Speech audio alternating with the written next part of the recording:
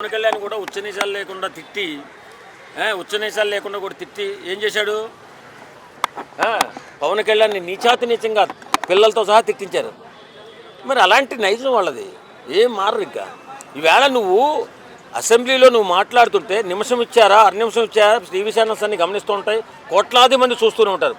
నీకు ఎక్కడైనా నిన్ను తక్కువ చేసి నువ్వు చూపించినా, నీకు తక్కువ అవకాశం ఇచ్చినా రేపొద్దున ప్రజలు తిరగబడతారు. జగన్మోహన్ రెడ్డి ఈవేళ ప్రజల పక్షాన్ని నిలబడి మాట్లాడుతున్నాడు, మీరెందుకు అవకాశం ఇవ్వట్లేదని ప్రజలు అడుగుతారు. ఏమీ లేకుండా నువ్వు ఎక్కడో పోయి పులివెందుల పోయి నువ్వు మాట్లాడుతుంటే ఇక్కడ ప్రజలు అన్యాయం అయిపోతారు కదా. నేను అది చెప్తున్నాను. నువ్వు అసెంబ్లీలో మాట్లాడకపోతే వాళ్ళ ఏకపక్షంగా నిర్ణయాలు తీసుకుంటే రేపొద్దున ప్రజలకు అన్యాయం జరిగే అవకాశం ఉంది. కాబట్టి జగన్మోహన్ రెడ్డి గారు మా మనవండి, మీరు అసెంబ్లీకి రావాలండి, వచ్చి అక్కడ జరుగుతున్నటువంటి అభివృద్ధి కార్యక్రమాల్లో కానీ ఎక్కడైనా అన్యాయం జరుగుతుంటే ఎదిరించే కార్యక్రమాలు కానీ మీరు ఉండాలని నా మనస్ఫూర్తిగా కోరుకుంటున్నాను.